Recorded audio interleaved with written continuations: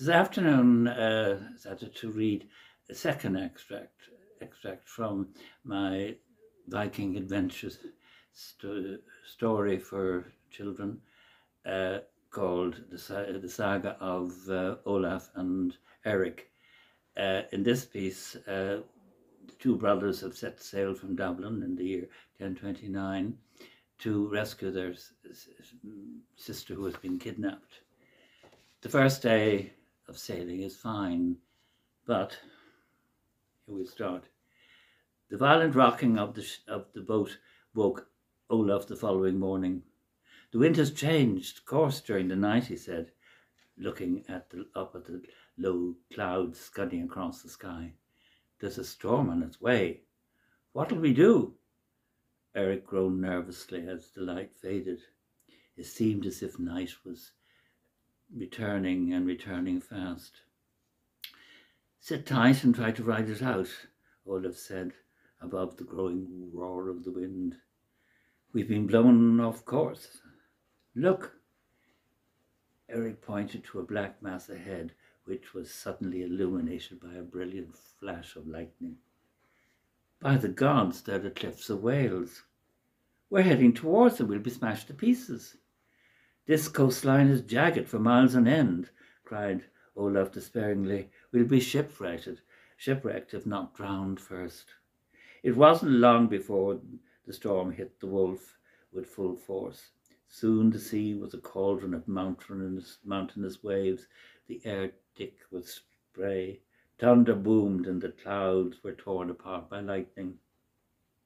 It was like being in an inferno. There was a violent gust of wind which tore the sail. The mast snapped and crashed on the deck, narrowly missing Eirik. The Wolf bobbed about in the water like a cork. There was nothing anyone could do but watch in horror as the ship was driven towards an unbroken line of cliffs, pounded by white, foaming waves.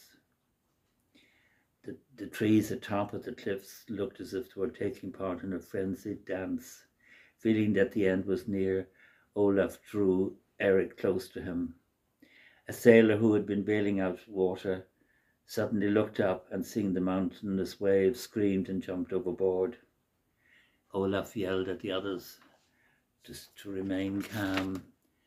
At that moment, a huge wave bore down on the Wolf. Eirik clung to the nearest rope. Seawater swirled around his feet, threatening to drag him across the deck. He was filled with dismay as many of the crew were swept overboard, screaming. He looked about frantically for Olaf, but couldn't see him through the sea spray. Olaf! Eirik cried. Olaf! Here came Olaf's eventual reply. He had strapped himself to the broken mast lying on the deck. Stay where you are. The Wolf continued to be swung by the waves from side to side before eventually settling. The two brothers scrambled towards each other once the wind had ceased. They were beginning to think the worst was over, but it was only a lull as the Wolf was hit by yet another storm, this more fierce than the one before. Following a particularly vivid flash of lightning, Eirik peered his head over the leeward side of the Wolf and dug Olaf in the ribs. Is that a cove? He asked breathlessly, pointing to an opening between two menacing headlands.